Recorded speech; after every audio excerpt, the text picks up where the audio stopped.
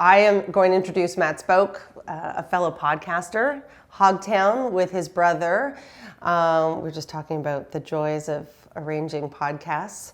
But I'm so thrilled that you're here. He's one of the founding partners of Toronto Standard and an expert in all levels of housing policy across all levels of government, and with the Ontario government election coming up, which, as I mentioned, really just snuck up on me. Yeah. I don't actually even know. Before we get into this, first of all, welcome. Thank you. Thank you for being here and coming all the way from the Junction to Midtown. But I was saying to someone the other day, so you see all the attack ads and you see everybody talking about it, and then I'm like, when's the Ontario? It was almost like announced. I don't know what the strategy was, and if anyone knows me off camera, I'm very political, and I thought, it's so weird. I see the ads, but no official date is really being promoted, and then the voter cards aren't coming until next week, or at least that's what I heard, because I'm going to be away next week, and I was panicking because I wanted to vote. Right. And I thought, how bizarre. I'm wondering what the strategy is. Yeah, my sense is that it's partially intentional, that it works in the government's favor if it's a less publicized and lower turnout. Less people coming out. Yeah, I mean, right now there doesn't seem to be much in the way of meaningful opposition to the PC government. So, they just needed this to roll through, reset their 4-year clock, and have some more time to govern. That's my interpretation of it. But and I'm definitely more right, leaning. But I was also like, oh, sorry. I noticed the sign on your lawn. Yeah, seriously. Although when Evan came, he was like, well done. I'm like, yeah. My husband's like, did you hear about Michelle Cooper? We should vote for her. I'm like, have you seen our front lawn? Anyway, everyone should vote however they want. But I would also say that even if they were shouting from the rooftops, the federal government would probably overshadow. There's a lot going on right now. There's a lot going on. The federal government, yeah. For sure. And then, of course, our mayor, who didn't call in the army. But, we'll leave it at that. Anyway, so we were going to talk about Toronto policy, which I think, as you said, will overlap in a lot of ways. But, I really am stuck on this idea that every level of government, whether it's the city level, provincial level, or the federal level, they're all going to, stand on a soapbox, and they're going to campaign on bringing us more affordable housing, which, by the way, I'd love someone to be able to define that for me. The key word is affordable, and to whom, and that they're going to do it better than anybody else. So, and we all know that they all work against that actually happening. So I'd love to get into the provincial part of it, since the election is coming up. And before I do, as I said, I'd love to hear your, tell everybody your background. What does the Toronto Standard do? How do you come to be the expert on, housing policy? And I'll say, expert is probably a little bit overstated in the sense that... No, listen to his last episode on Hogtown. He is an expert. And I mean that in the sense that you just have to pay a little bit of attention to sort of the nerdy world of city policy, and all of a sudden you're among the experts because nobody pays attention. So if you're one of the 10 people who pays attention, all of a sudden you're one of the 10 experts in the city. Toronto Standard is a real estate development company here in Toronto. We focus predominantly on purpose-built rentals. So we're building, some folks like to call it the missing middle. You can think of that as small-scale mid-rise, down to multiplexes, 4 to 6 unit multiplexes. We're doing less of that these days. I was going to say, where are those happening for sure? Yeah, so we started doing this before we started the company. We were sort of hobbyist developers. I used to be a software entrepreneur. Three tech companies you started and sold? Yeah, no, just, so before this, small accomplishments with Matt's life so far. And real estate was always sort of a side passion. So we, when we found interesting properties, my brother and I and a few sort of partners would invest and do things like side a desk. We bought a piece of land in South Etobicoke to start rezoning it as a mid-rise. We assembled some sites, meaning we would buy, let's say, 4 or 5 properties and then say, hey, this now could support a tower. Let's go sell it to a high-rise developer. And we were sort of dabbling in this, but it was never a full-time occupation for a number of years. Which is, by the way, no, like he just glazed over a very intricate, detailed process. He's like, so you just buy a piece of land and then you decide that that's what it's going to be and then you go and sell it. Like Yeah, we can that talk about that. actual like process, which I wouldn't even begin to understand at my like in my day to day is huge. It's That's a lot of, we like to say it's a huge- lot of brain damage. I mean, it's just like, I mean, you imagine like people wanting to sell their properties is one thing. Somebody lists a property on MLS, you make an offer and you buy a property. It's a very different situation if you identify, let's say 5, 6, 7 properties. Nobody wants to sell their property. You need every neighbor to agree on the same timeline and within a budget that makes sense. Naturally, the odds of getting that done are generally relatively low, but that's how a lot of high-rise sites get put together is, you know, you're knocking on people's doors and saying, I know you're not interested in selling, but like, can I convince you? So it's like the bigger scale of what we do when we have buyers who want on a certain street and we're like, hi, would you like to move so my client could buy your house? Yeah.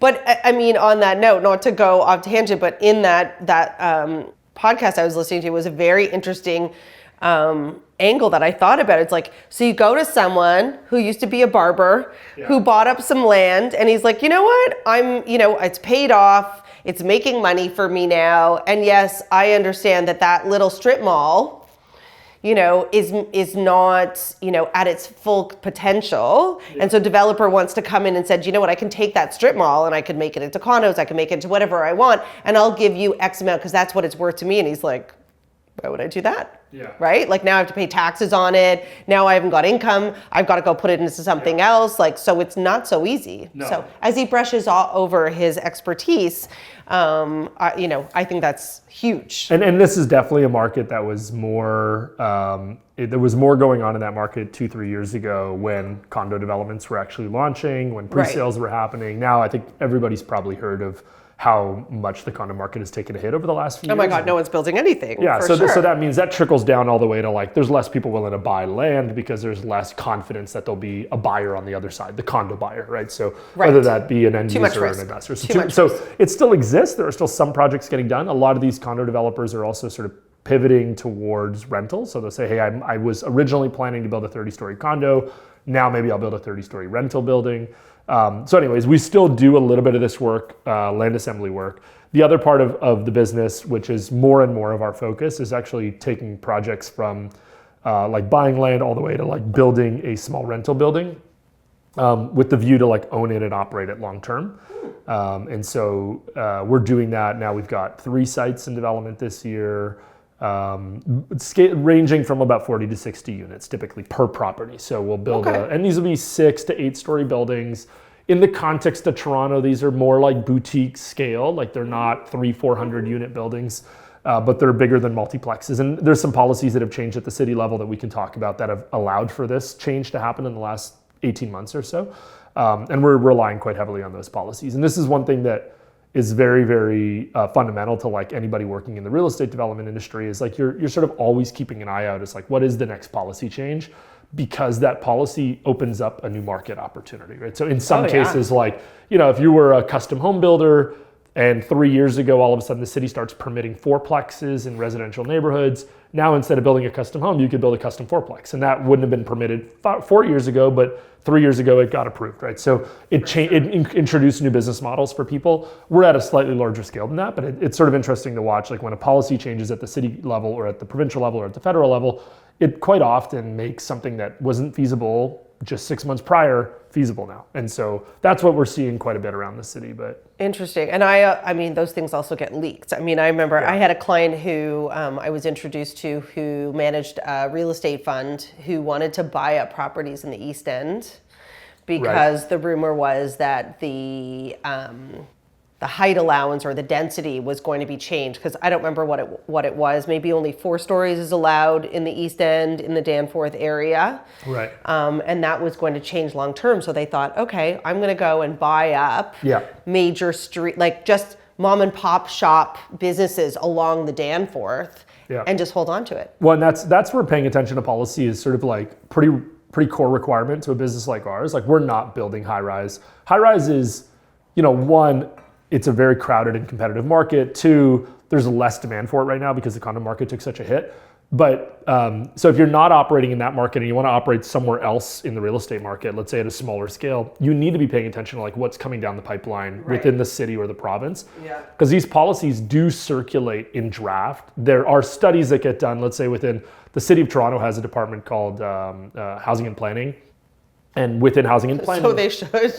They have studies, and so the city council will sort of mandate them to say, hey, let's kick off a study to sort of look at the feasibility of approving 6-story buildings along major streets in the city. And so that'll go through housing and planning for a year. They'll do public consultations. So there'll be moments in time where you can sort of get glimpses to like where that process is. And you can sort of establish some level of confidence as to like, is this going to ultimately make its way to policy? Like, is this going to get approved by council one day? And if you have confidence that it will, for whatever reason, you get to know city councilors, you sort of like follow the ebbs and flows of city politics, then you can buy land on that policy before it's enacted, right? So you can say, hey, I know this is coming, or I'm confident this is coming, so I'm going to start buying land with a view towards this, right? So, and there's a few of these policies that we've taken advantage of. The Major Streets policy is one of them that we can talk about.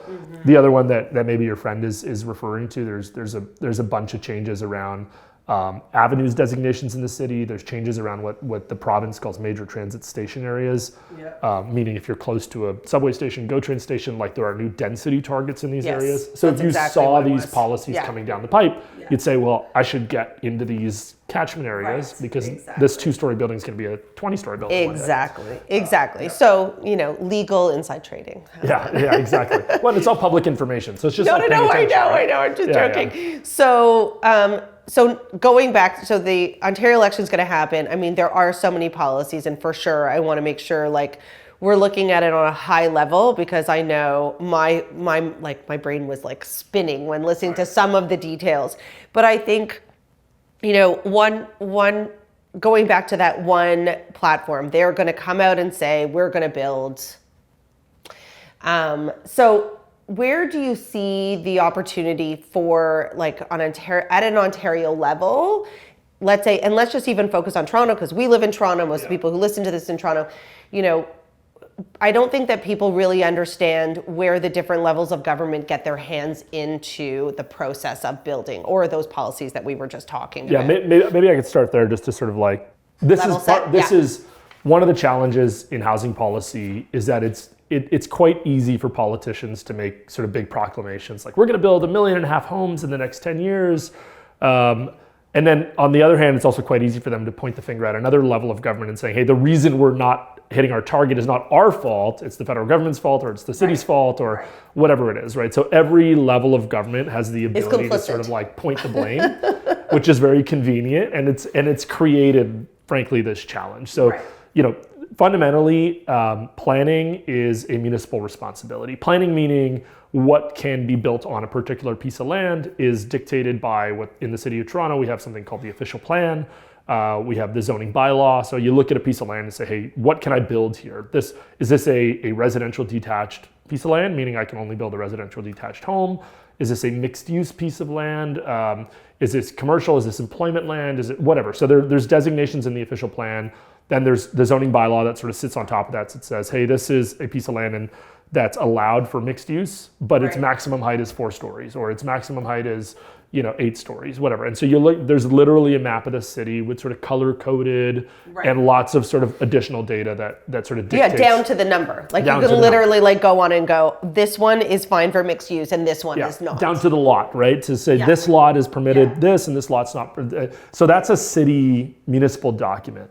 It's both a city, and just to go back, just to give you an example, I'm sure you all, let's say people who live in a residential neighborhood, but you get to the end of the street and that corner lot is like a dentist's, right? So that guy's allowed to be a commercial or a mixed use property, but their neighbor next door that's one block, like one story, like one lot in, has to be residential, right? So you can't just buy a house in the middle of a street and say, you know what, I'm going to open up like a doctor's office or something, right? So just to give people context of what you're saying. That's a good example. And so a lot of that is managed at the municipal level and has been for decades. Sorry, and now we're going to stop. So the idea that a city is put together is put together based on the provincial oversight of that city in the province. That's right. So the province is the one who grants authorities to the cities to decide, hey, what is in your jurisdiction, what's in my jurisdiction. I mean, like the country is sort of really broken down between like federal and provincial jurisdiction, and then underneath provincial jurisdiction, they can delegate responsibilities to cities. But cities are not really, they're not really their own like jurisdiction. They really belong to provincial jurisdiction. So, so the province could decide, I want to give all of this authority to the city, or I want to take all this authority back from the city. So it's sort of arbitrary, and some, there's people might remember, like, not so much in housing, but in other areas of provincial jurisdiction. When Mike Harris was premier in the 90s, they changed a lot of what was going to be provincial jurisdiction, what was going to be municipal jurisdiction. They sort of redivided the lines. They said, hey, we're going to upload this to the province and download this to the city. You hear that terminology a lot. Like, who's responsible for maintaining the Gardiner Expressway? Do we upload that to the province, or do we download that to the city? Right now, right? So, and so these are provincial decisions. And effectively, what that means is, like, if it becomes a municipal responsibility, it has to be paid for out of a municipal tax base, property taxes and others.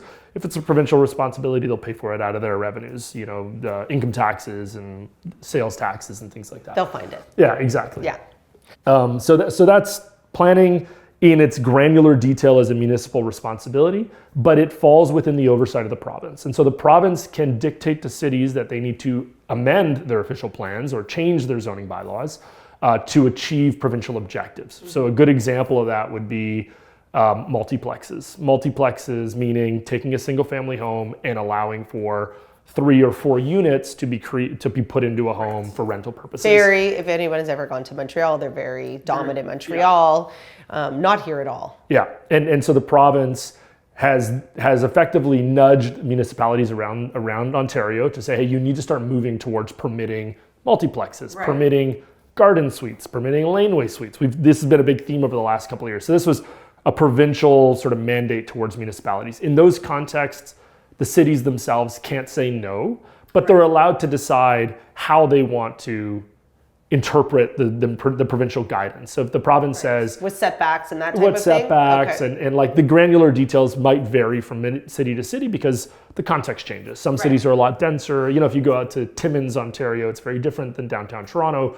And so the way the rules get interpreted are going to be slightly different. So, but within that also, it creates a lot of room for the policy objective not to be accomplished, because the city can sort of do things that, in spirit respect the provincial guidance, but in practice make it very, very unfeasible for somebody to do it, right? Like if the setbacks are too restrictive, or if you can't build more than a certain height, or, there's all these things they can do to sort of put poison pills, we say, into the policy, where in theory you can build a laneway suite, in practice nobody builds them.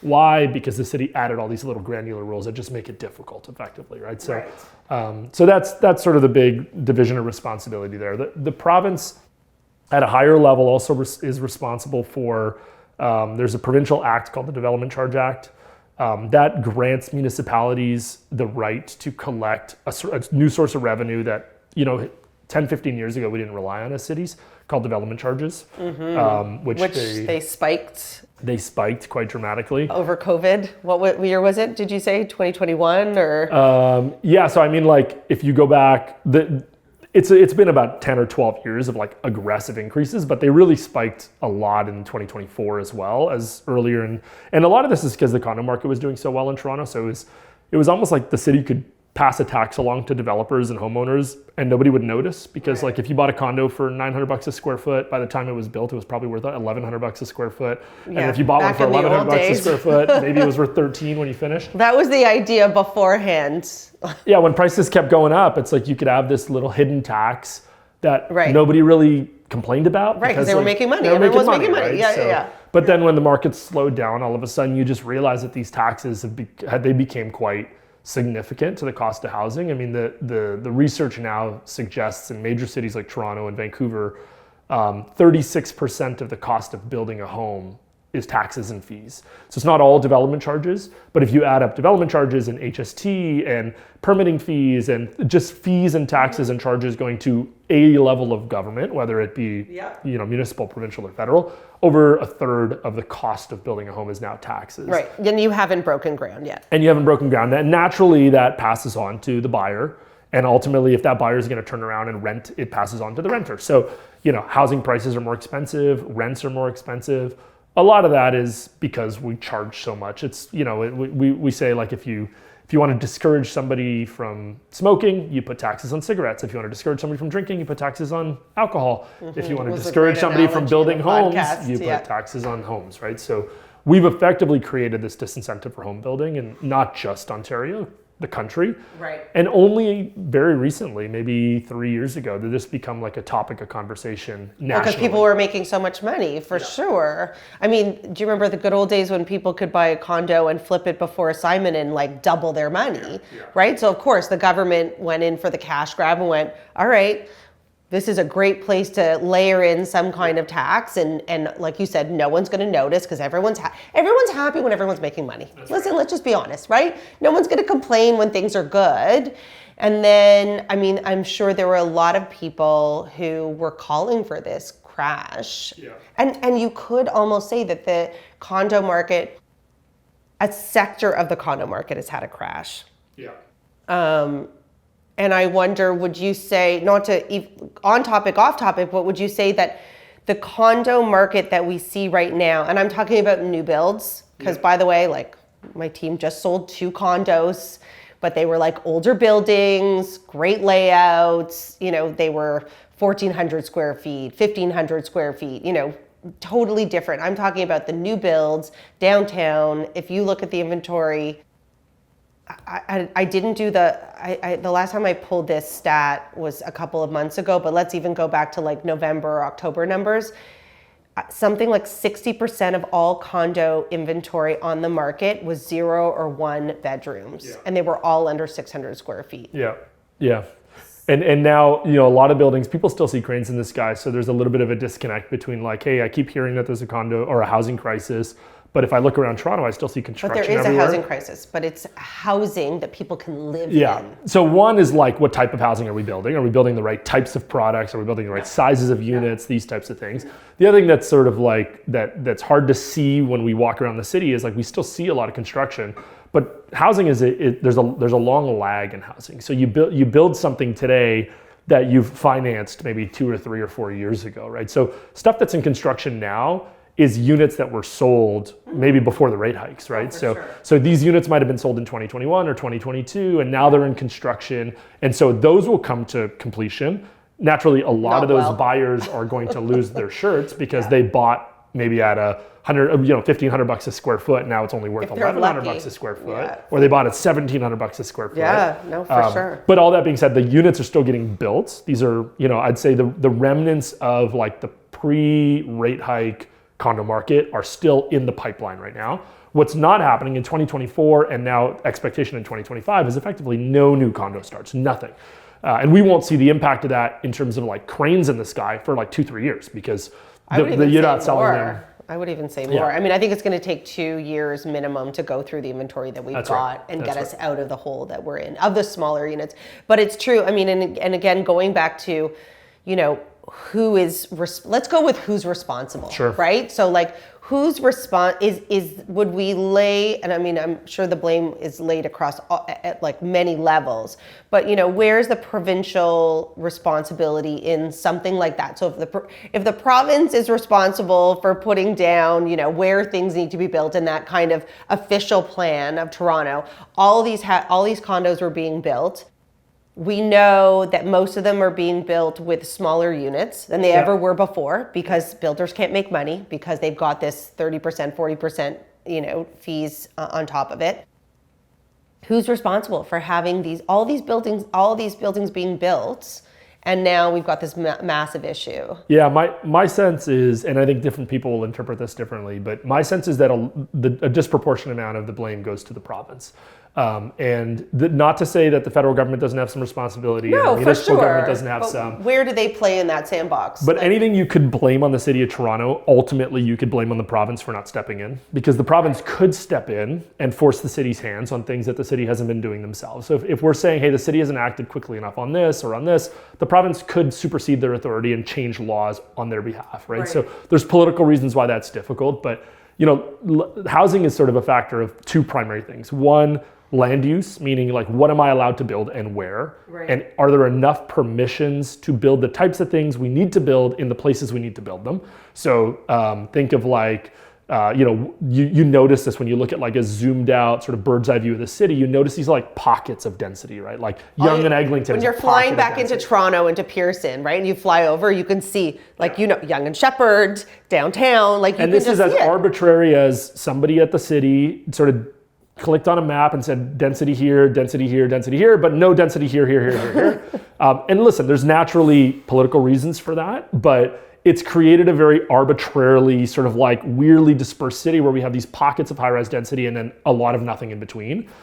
This is why the term the missing middle got coined, is like, hey, you have a lot of low-rise single-family homes and then you've got a lot of high-rise condos and you don't have much getting built in the middle. I mean, when you drive up Bathurst, like I did this morning to come see you, you see like remnants of old apartment buildings that were built 50, 60, 70 years ago that are like, were very common, these like 4 to 6 story buildings along major avenues. The ones, north of St. Clair. Yeah, for the last 20 years, those were literally illegal to build. Like you just could, if you could build a 4-story building, you were sitting on a piece of land where you could build a 40-story building. So why would you build a 4-story building, right? So the idea of introducing sort of like modest density, not high-rise everywhere, and not only detached homes, was not permitted within the official plan and the zoning bylaws for decades.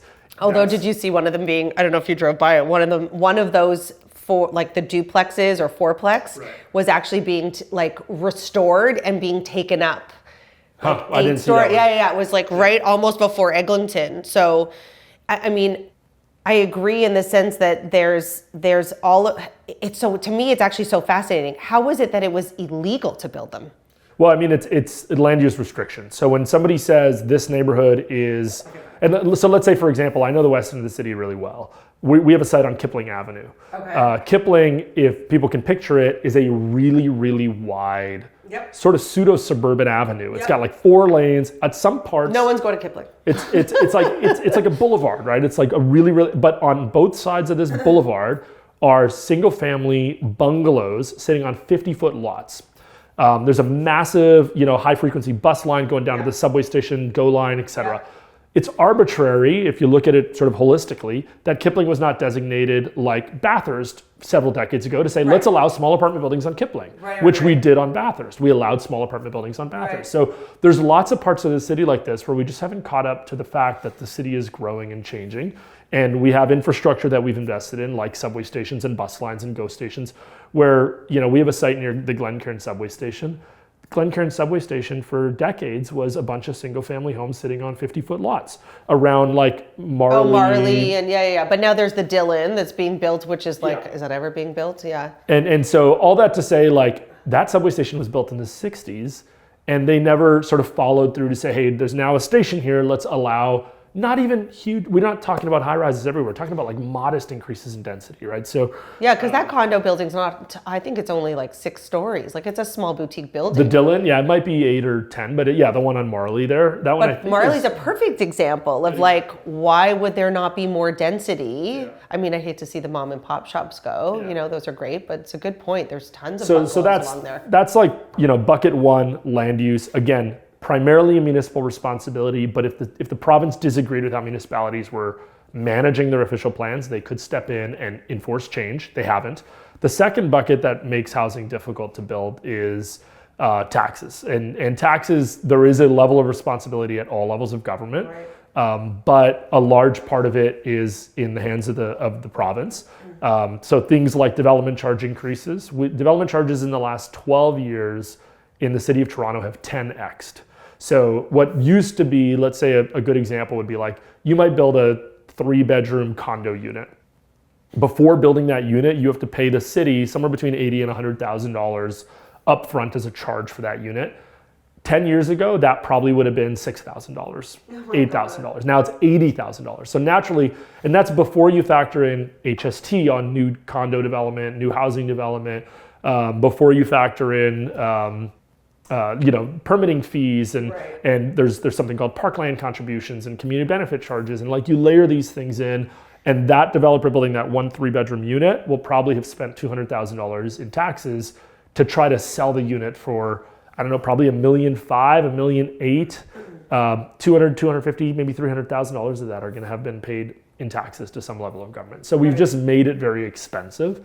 And that just pushes the price of housing up. I mean, it used to be that you could buy a single family home in the suburbs for, I don't know, $250,000, like 20 years ago, 30 years ago. For sure. Now you'll spend $250,000 on taxes before you put a shovel in the ground to build that same single family home. So it's like, if you ever want to get back to the idea that there's a place for middle class people to buy housing, whether it be in a building or a subdivision, to get a house below the $1 million threshold has become nearly impossible, even if you go like really far out of the city, right? So because of how much of that is sort of charged in taxes. So both of those things, the province has a huge ability to change. The federal government, I'd say, has a lesser role to play, but they do play a role in HST, as an example. We pay HST on new housing development, which is sort of a strange concept. Like when you buy a used home, like normally, you don't pay HST on that transaction, but if it's a new build, it's the price of the home plus HST. So that means new homes by default are more expensive. I think the federal government was banking on, like, I think the Conservatives were saying they were going to take that off. Did I misread that? There are now more and more policy proposals coming through. But I mean, the Liberals are also changing their tune on this a little bit, but they have removed HST on rental housing. So when you complete a rental unit or a rental building, it used to be, let's say you build a, 30 unit building, and the building is worth $20 million when you complete the building. Right. What used to happen is that you'd have to value the building on completion, say $20 million. Okay. Calculate the 13% tax and write a check to the CRA, right? So, but you haven't sold the building, and you completed a $20 million building, and then you just write. And then they wanted their piece of it. And so you're writing a $2.5-3 million check to the CRA once you complete the building. That tax has been eliminated in the last 12 months. So the province and the federal government, because they both share the HST tax revenue, they both agreed that if it's rental housing, we'll scrap the tax effectively. So that's positive change in terms of like policy. That's the last 12 to 18 months, governments have started realizing that like if we don't do something, this is going to get a lot worse. So. And I think that's maybe where I will come full circle and get your sense on it, because I've always said, when they say that they're going to build housing, or we want to make it more affordable, or we're going to bring, we're going to build, I would say, don't build anything. I'd say, actually, don't build anything. I look at at all my clients who need to buy something in the city of Toronto. We have a double land transfer tax.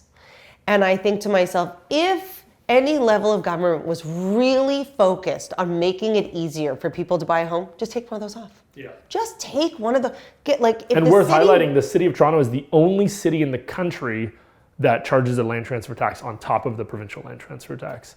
And the provincial government allows them to, because it's not like it's arbitrarily up to the city. The provincial government could say, no, you're not allowed to do that. And why? Because the city, they saw the fact that the city of Toronto was growing, and they ran the numbers, and they went, this is how much revenue we can bring in if we were to add this. I actually I had my original agent before I had my license, who helped me buy my first house, and we sold it right before the land transfer tax came in Toronto, and it was a frenzy, right? Because people wanted to get in. But I think from a provincial level, if we were to leave anything, and you were going to run the provincial government, and you were going to make it easier for people to buy. Let's not even say build, because I don't think necessarily build is building new. I think changing policy is the way to go. You can disagree with me. You're definitely the expert. What would you say would have the most impact in a city of Toronto, let's say, where we do have a housing issue? We really do. I am seeing one bedroom. There was a 1+1 bedroom house in the East End come up for $899. Wow. So now we're looking at And they had an offer night. So they're looking for more than $899. I don't remember how much, whether it sold or whether it wasn't, but you know, the fact that I'm seeing first-time buyers not be able to buy a home that is under 1,000 square feet for $1 million is like it's really becoming shocking. Yeah, and what's happening in a lot of those cases is now you've got homeowners or would-be homeowners competing with builders and developers, because that piece of land probably, we bought a 1+1 recently house. It could have sold to a person that wanted to live in the house, or it could have sold to somebody who wants to tear it down and build something different on that lot, right? So the math ends up being, you know, who's willing to pay more for it, because do I value the land more than they value the house? Right. And so you end up creating this sort of like this unnatural competition between builders and homeowners, right? So, and a big part of that is because there's so few places builders can build, they have to compete against homeowners to buy houses, because that's the few places where they can actually still sort of like make their business work. So, I mean, in terms of like if I were responsible for the provincial government, there's a few things that are obvious right off the top of my head. So Take note, Doug Ford. One is taxes. So taxes, meaning HST on housing, I think it's a remnant of a policy that was not fully implemented a few decades ago. There used to be this idea that against the HST, you'd get sort of like offset credits based on the value of the house. Right. So they left HST on housing, but then you could like deduct based on, you know, the value of a house up to like, I think it was left up to like $500,000. Okay. But that number was set in like the 90s, and they never adjusted for the fact that like housing got more expensive over a few decades. Right. And so in theory, HST should not be a tax that we apply on housing. We don't apply HST on things that we consider to be, you know, day-to-day requirements, groceries, essentials, right? Yeah. Housing is an essential thing. We should just scrap HST on housing. This is a provincial and federal thing. Land transfer tax, I think, is a really cute and frankly cowardly way around the fact that governments don't want to talk about capital gains on housing, which I think there's good reason for. But instead, they created this new tax called land transfer taxes. When prices are going up, it feels like a capital gains tax. You buy a house for $1 million, you sell it for 1.2, you pay a tax. Really interesting perspective to tie it in with capital gains. If prices are going down, if it were a capital gains tax, you would pay nothing. But a land transfer tax, you still have to pay. Even if you lose money selling your house, which was unheard of for decades. You didn't lose money selling houses in Toronto and in Vancouver. But now you've got people, you know, that overpaid in 2022, 2023, right. You know, sitting on too much debt, whatever it is, being forced into sales. And there are some scenarios where people are losing money on a sale, but there's not still a macro level, but definitely happening. Yeah. There's still a land transfer tax getting applied. So whether you eliminate the provincial one or not, I think there's probably arguments to be had there. But the idea that the city of Toronto has its own land transfer tax, I think, is wrong.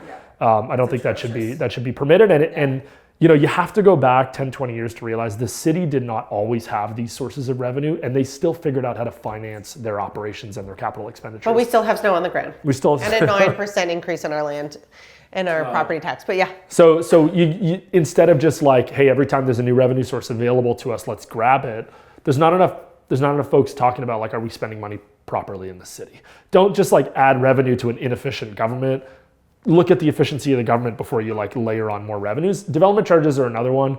It's a little bit more complex in the sense that development charges in theory exist to pay for infrastructure that will support that growth. So right. you Which know, I kind of am online. Like the reality is you're going to build a condo, and now the city has to upgrade a sewer system, has to deal with, you know, the density or the garbage pickup or whatever it is. Like on some level, there needs to be something given back, or like the idea that when you build something, you need to create green space, or you know, that all makes sense to me.